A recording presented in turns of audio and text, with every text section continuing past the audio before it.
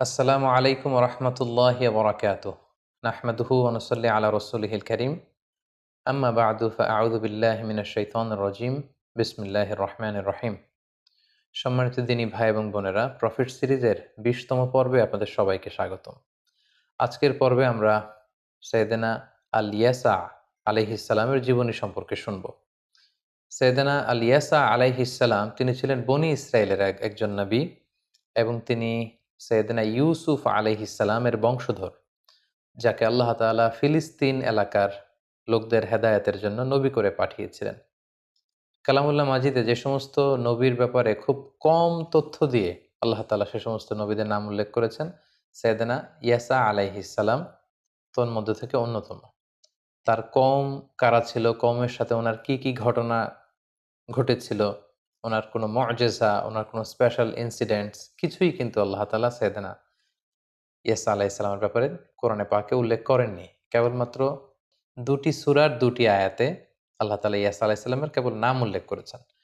তো এর মধ্যে থেকে প্রথম আয়াতটি হচ্ছে সূরাতুল আনআমের ৮৬ নম্বর আয়াত। সেখানে আল্লাহ তাআলা ইরশাদ করছেন, ওয়া ইসমাঈলা ওয়াল ইয়াসা ওয়া ইউনুস ওয়া লূতা ওয়া কুল্লান ফাদ্দালনা আলাল আলামিন। অর্থাৎ ইসমাঈল, ইয়াসা, ইউনুস, লূত তাদের প্রত্যেককে আমি বিশ্ববাসীর উপর মর্যাদাবান করেছি। তাহলে কয়েকজন নবীর নামের সাথে করে আল্লাহ তাআলা কেবল ইয়াসা আলাইহিস সালামের নামটা এখানে কোট করলেন।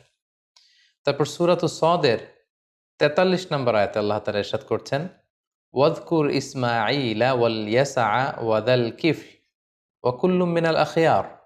অর্থাৎ হে নবী, আপনি কালামুল্লাহ মাজিদে কোরআনে ইসমাইলের কথা উল্লেখ করুন, ইয়াসা এর কথা উল্লেখ করুন, জুলকিফিলের কথা উল্লেখ করুন। এই তিনজনের কথা বলে আল্লাহ তাআলা বললেন ওয়া কুল্লুম মিনাল আখিয়ার, অর্থাৎ তাদের প্রত্যেকেই ছিলেন শ্রেষ্ঠ শ্রেষ্ঠ লোকদের অন্তর্ভুক্ত।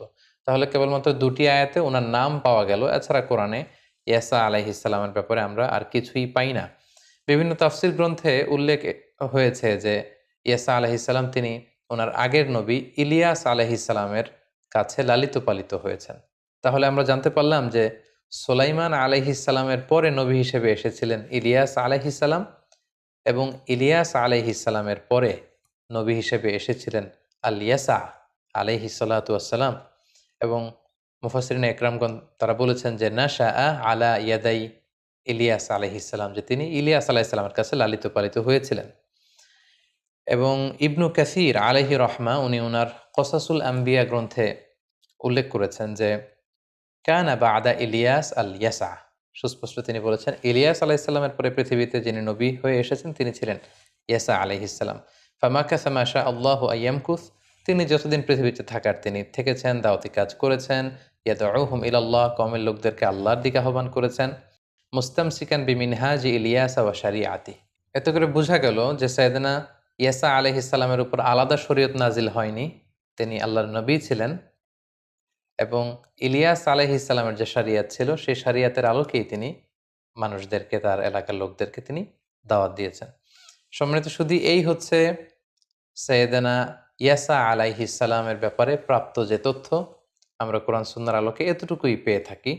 এর বেশি আসলে কিছু বর্ণনা করার সুযোগ আমাদের নেই। তাহলে আমরা সরাসরি যদি লাইফ লেসনে চলে যাই যে ইয়াসা আলাইহিস সালামের জীবনী থেকে আমরা কি শিখলাম। আমরা তো কালামুল্লাহ মাজিদে আসলে ওনার জীবনীর কোনো ঘটনা প্রবাহ, কোনো বিবরণী পাইনি। তাহলে এখান থেকে আমরা লেসন বের করব কিভাবে?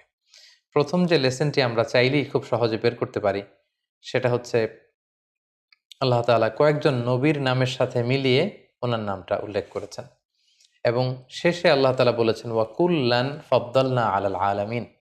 এই নবীরা যাদের নাম বললাম, যেখানে ইয়াসা আলাইহিস সালামের নাম উল্লেখ ছিল, তাদেরকে আমি গোটা বিশ্বের মধ্যে সম্মানিত করেছি। তাহলে এই আয়াত থেকে কিন্তু আমরা বুঝলাম যে এই পৃথিবীতে সবচাইতে সম্মানিত হচ্ছেন নবীরা।